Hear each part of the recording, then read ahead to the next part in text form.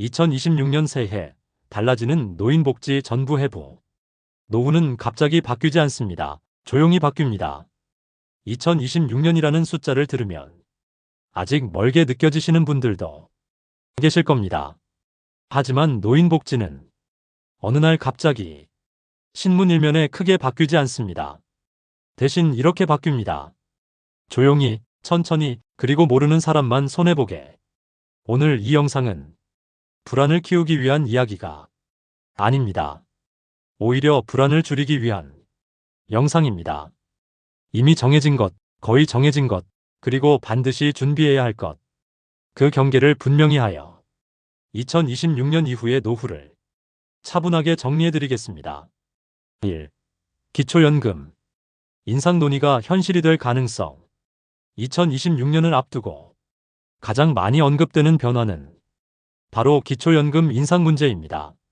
현재 기초연금은 소득 하위 70% 어르신을 대상으로 월 최대 약 33만 원 수준입니다. 정부와 국회에서는 물가 상승, 노인 빈곤율, 고령층 생활비 부담을 이유로 단계적 인상을 지속 논의 중입니다. 일부 정책 자료와 분석에서는 2026년 이후 저소득 어르신 중심으로 월 40만 원 수준 접근 가능성이 거론되고 있습니다. 단, 이 부분은 확정이 아닌 정책 방향이며 최종 금액과 대상은 예산 국회 통과 여부에 따라 달라질 수 있습니다. 비과세 종합저축 조건이 까다로워질 수 있습니다.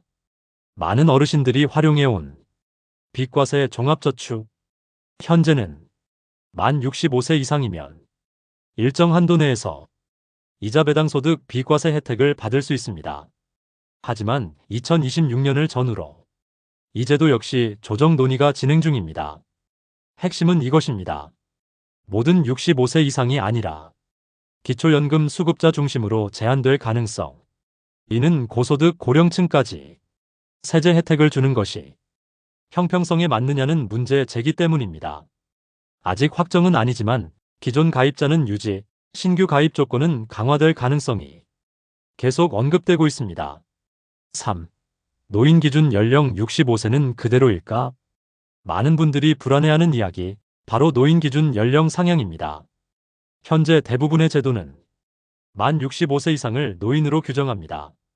그러나 평균 수명 증가, 고령층 건강 개선으로 인해 정부 내부와 학계에서는 70세 기준 논의가 계속 이어지고 있습니다. 중요한 점은 이것입니다. 당장 2026년에 모든 제도가 70세로 바뀌는 것은 아닙니다.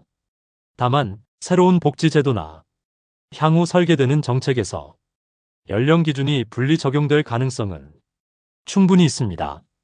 4. 현금 지원에서 생활 지원으로 바뀌는 방향. 2026년 노인복지의 큰 흐름은 돈만 주는 복지에서 벗어나는 것입니다. 정부가 강조하는 방향은 바로 이것입니다. 살던 곳에서 가능한 오래 존엄하게 살아갈 수 있도록 이를 위해 지역사회 돌봄, 방문 의료, 주거 연계 서비스가 확대되고 있습니다. 예를 들면 혼자 사는 어르신에서 방문 돌봄 연계로, 거동 불편에서 재가 의료, 간호 확대 FH, 고독사 위험에 대해서는 지역관리 시스템 강화로. 이런 변화들은 이미 일부 지역에서 시행 중이며 2026년을 기점으로 전국 확대 가능성이 큽니다. 5. 노년층이 반드시 준비해야 할 세 가지.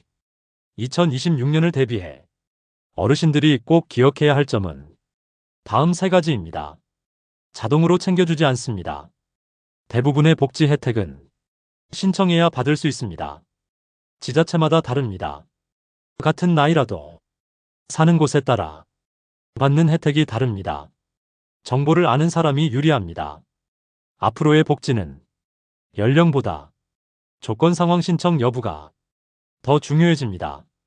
2026년 두려워할 필요는 없습니다. 2026년은 노인복지가 줄어드는 해가 아니라 방식이 바뀌는 해입니다. 막연히 불안해할 필요는 없습니다. 다만 미리 알고 차분히 준비하는 사람과 아무 정보 없이 지나치는 사람이 격차는 분명히 커질 것입니다. 이 영상이 그 격차를 줄이는 작은 안내판이 되길 바랍니다. 앞으로도 노년을 위한 현실적인 정보, 어렵지 않게 과장 없이 계속 전해드리겠습니다.